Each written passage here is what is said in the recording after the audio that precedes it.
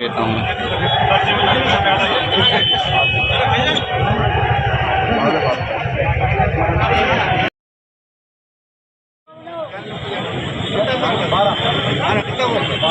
तीन हो गए, दो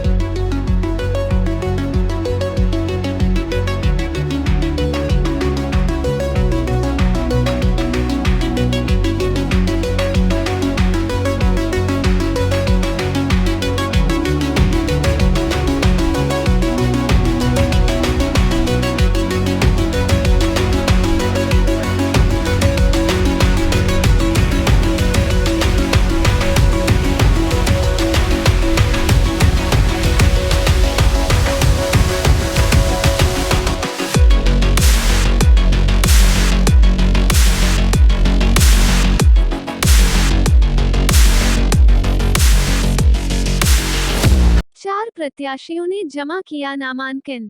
संजय पाठक, नीरज सिंह, सौरभ सिंह व संतोष शुक्ला उतरे मैदान में। नवरात्रि और दशहरा का माहौल समाप्त होते ही चुनावी माहौल गरमाने लगा है। प्रत्याशियों ने फार्म भरने शुरू कर दिया है। कटनी जिले में आज गुरुवार को 4 प्रत्याशियों ने अपना नामांकन जमा किया है।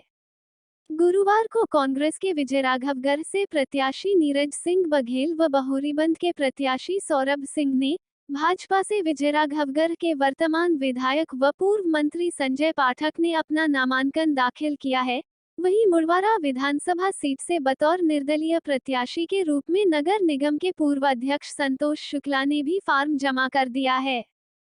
फार्म जमा करने आए सभी प्रत्याशी अपनी अपनी जीत को लेकर काफी उत्साहित दिखे। सभी का दावा है कि उन्हें जनता का अपार समर्थन मिल रहा है। चुनावी समर में नामांकन पत्र जमा करने की अंतिम तिथि 30 अक्टूबर होने के कारण अब प्रत्याशियों के नामांकन जमा करने का सिलसिला जोर पकड़ने लगा है। जानकारी के मुताबिक शुक्रवार को बड़वारा विधायक विजय राघवेंद्र सिंह उर्फ बसंत सिंह व मुड़वारा पीएसी कांग्रेस प्रत्याशी मिथिलेश जैन फार्म जमा करेंगे।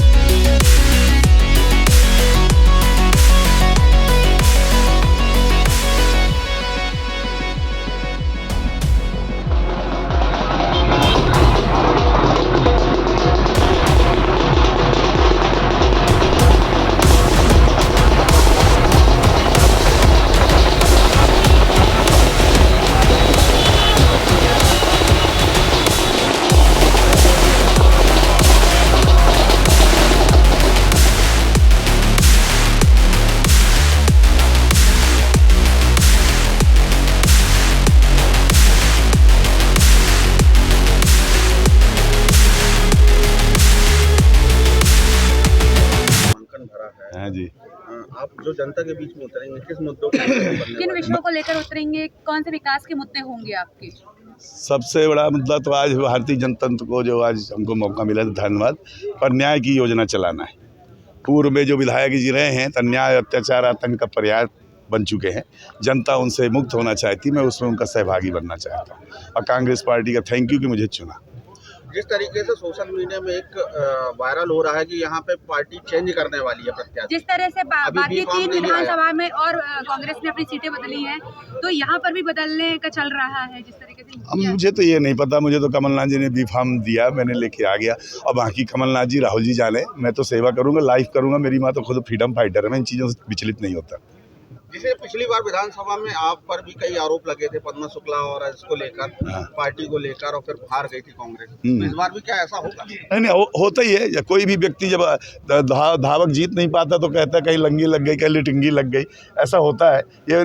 और मैं कभी इन चीज़ों में विश्वास नहीं करता। मैं प्रजातंत्र को बहुत स्वच्छ रूप में देखना चाहता हूँ, संविधान को स्वच्छ रूप में रखना चाहता हूँ। पद्मा शुक्ला के आपके साथ होंगी इस बार? पूरा का कांग्रेस जन, एक एक कांग्रेस जन बिल्कुल होंगी। मेरे साथ नहीं होंगी, कांग्रेस के साथ हो। मेरे साथ रहें ना रहें, पर कांग्रेस के साथ सब लोग रहेंगे। चुनाव प्रचार में नहीं रहेंगी पद्मा शुक्ला? 100% रहेंगी, कौन बोला नहीं रहेंगी। अभी आपके क्षेत्र के चाहे ध्रुव प्रताप सिंह हो चाहे पद्मा शुक्ला हो, आपके साथ तो दिखाई नहीं दे रहे हैं। क्या ये रूट इनको देना यार, मनाने और कहाँ रूटों को गए? कैसे मनाएंगे मैं आप? मोबाइल दिखाऊं क्या आपको? अभी रूटों को कैसे मनाएंगे आप, ये बताइए। जो रूठा, जो गलत फहमी बात पैदा कर रहा हो वो बनाए। मैं तो कह रहा हूँ कहीं कोई रूठा हो तब ना बताइए। दीपक दादा मेरे परिवार के बड़े भाई हैं, आज से नहीं, जब विधायक बने तो मैं उनके लिए गली जो भी बन सकता था। और इसके पहले भी भोपाल आए तो विधानसभा मेरे राजेंद्र दादा मेरे भाई थे, भले भाजपा में थे पर मेरे घर ही रुकते थे। लेकिन मैं वोट नहीं देता था कभी, आज तक जिंदगी में कांग्रेस के अलावा वोट नहीं दे सकता, चाहे मेरा सगा भाई खड़ा हो। कांग्रेस में असंतोष और अंतर कलह ये सामने आ रहा है। हाँ, तो देखिए आप कैसे फाइट कर पाएंगे? फाइट कहीं नहीं करा। ये विधायक है ना, ये रोज एक ठो सुगुफा छोड़ता है, रोज। विधायक से पूछिए ना कि आप क्या क्या, अरे क्यों करेगा कोई ऐसा? कमलनाथ जी ने इतना सर्वे कराया है। और सबसे बड़ा बात है, आपका मीडिया समूह ने ही हमको बोला कि अच्छा काम कर रहा है, और हमको बहुत बड़ा भास्कर समूह ने दिया है। आपने सर्वे की बात की, अभी सारी विधानसभाओं में मध्य प्रदेश के सर्वे हुआ था, उसके बाद भी सीटें बदली ना, नहीं क्यों बदली गई फिर? बदली गई तो सर्वे, लास्ट सर्वे भी अभी कमलनाथ जी ने लास्ट में भी कराया है कि हमने जिसको टिकट दिया उसका रिव्यू किया है उनने, कि वास्तव में उसमें ऐसा तो नहीं कि हमारा कार्यकर्ता उसको छोड़ के जा रहा हो। आप बोल रहे हैं कि कांग्रेस जो है, नहीं, आपका भी नाम का, मैं तो कह रहा हूँ रिव्यू हो जाए ना हो। बदलती तो क्या करेंगे आप? मैं हमेशा मरते तक कांग्रेस में रहूँगा। मैं व्यवसायी नहीं हूँ, मैं हमेशा समाजवादी व्यक्ति हूँ, समाजवादी अम्बेडकरवादी विचारधारा का व्यक्ति हूँ। इन सब चीज़ों में कोई मुझे इंटरेस्ट नहीं कई है। पुतले फाड़े जा रहे हैं दिग्विजय सिंह के टिकट को लेके, तो आप कैसे मान सकते हैं कि अरे अंतर यार, कलह कभी नहीं? अंतर करे पहले शिवराज की भाजपा देखिए, फिर नाराज की भाजपा देखिए। पहले शिवराज की भाजपा दिखाइए ना क्या चल रहा है, या नाराज भाजपा देखिए। बिजरावगढ़ में कम से कम 5,000 कार्यकर्ता इतना पीड़ित है भाजपा का, जब से पाठक जी इधर आए। सब पीड़ित आए, जाके गाँव में दिखाइए ना। अब शिवराज जी तो अपना काम कर रहे हैं, भाजपा के जितने लोग हैं पुराने उनको सबको निपटा रहे हैं, नए नए लोगों को स्टार बांध रहे हैं। आज ये कौन सी बात है? मुहूर्त के हिसाब से 4 लोगों की अनुमति है, इसलिए 4 लोगों के साथ नामांकन जमा करने आया हूँ मुहूर्त का। वैसे नामांकन का जो मुख्य रूप से सेट हम जमा करेंगे वो 30 तारीख को करेंगे, पूरे भारतीय जनता पार्टी के देव दुर्लभ कार्यकर्ताओं के सानिध्य में, उनके आशीर्वाद लेके, वरिष्ठ बुजुर्ग, नौजवान, महिलाएं, माताएं, सभी लोगों को साथ में लेके, और उनके साथ 30 तारीख को मुख्य रूप से नामांकन हम भरेंगे। आज मुहूर्त के हिसाब से नामांकन भरने आए हैं।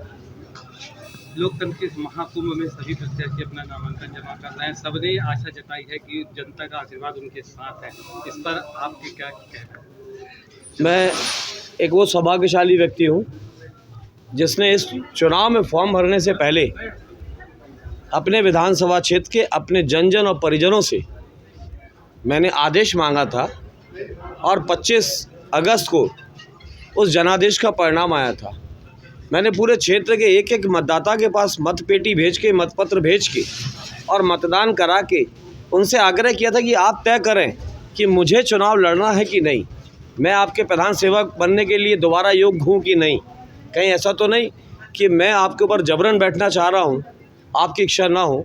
इसलिए अगर आपका आदेश होगा तभी मैं विजय राघवगढ़ विधानसभा क्षेत्र से चुनाव लड़ूंगा, और ईश्वर की कृपा और मेरे क्षेत्र के जन परिजनों का आशीर्वाद मेरे साथ था, और 75.03% लोगों ने मुझे जनादेश दिया, आदेश दिया कि जाइए और चुनाव लड़िए और क्षेत्र की सेवा करिए।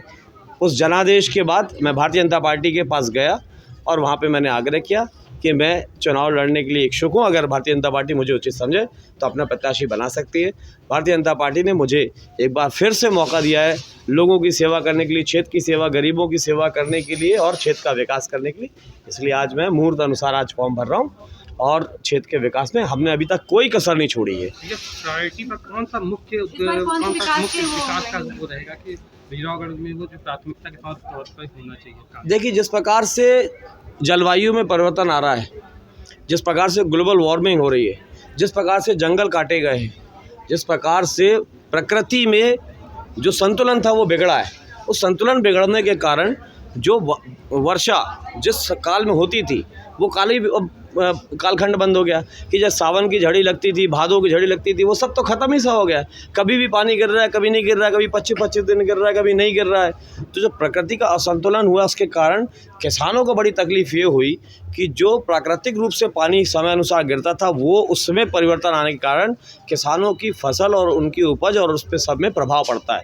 तो जो सिंचाई की परियोजनाएँ हमारी हैं, जो अभी आपने देखा हो कि सिरमनाबाद से एक टनल आ रही है जो नर्मदा जी की नहर थी जिसमें मशीन करीब 1.5 साल बिगड़ गई थी, और वो टनल जैसे पूरी होती है जो हमारे विधानसभा क्षेत्र उसका कार्य बहुत द्रुत गति से चल रहा है और मेरे को लगता है साल भर में टनल भी पूरी हो जाएगी।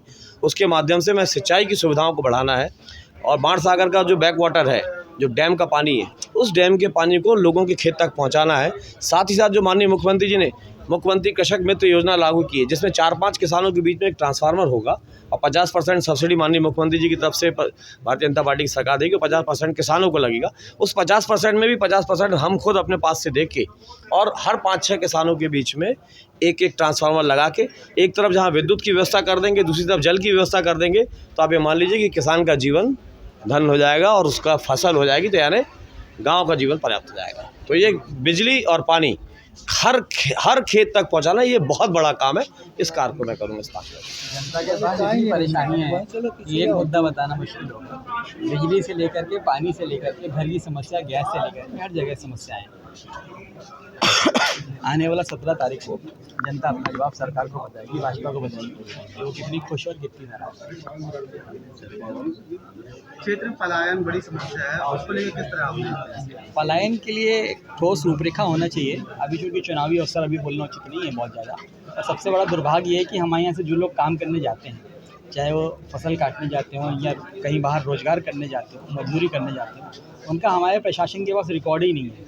अगर कोई कहीं चला जाए, कोई मिसहैपनिंग हो जाए, कोई दुर्घटना हो जाए, हमको ये नहीं मालूम पड़ेगा हमारा व्यक्ति गया कहाँ है। पिछली बार भी जब मैं विधायक का मैंने प्रयास किया तो जाने वाले लोगों को कम से कम एक जानकारी तो मिले, उनका इंश्योरेंस तो हो, बीमा हो, मतलब अगर कभी किसी के साथ कोई घटना घटे तो उसके परिवार को उसका मुआवजा तो मिल सके। जो उनकी रोजी रोटी के लिए समस्या गया हुआ है वो फिर वहीं खड़ी हो जाएगी।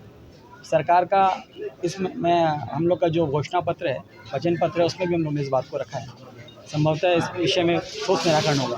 कल कांग्रेस का काफी बड़ा विरोध देखने को मिला, अब कैसे बनाएगी कांग्रेस का विरोध? हाँ, मतलब टिकट को लेकर जो विरोध देखने को जो मिला। दूसरे दल से लड़ रहे हो कांग्रेसी कैसे हो सकते हैं? और उनमें से 90% लोग तो मुझे लगता है कि कांग्रेस के मेंबर ही नहीं है। जो कांग्रेस के मेंबर नहीं तो कांग्रेस का विरोध, वो तो बीजेपी की टीम भी है। देखिए जैसा होगा देखा जाएगा, जनता अपना रखेगी 17 तारीख को। शंकर महतो जो कि कांग्रेस में आए हुए थे, फिर जी अभी कुछ दिन पहले बीजेपी से आए थे, उसके बाद दूसरी पार्टी से आए थे। तो अब आप उस बात को लेकर के जनता को जवाब देने दीजिए, वो जवाब मेरा देना उचित नहीं होता है।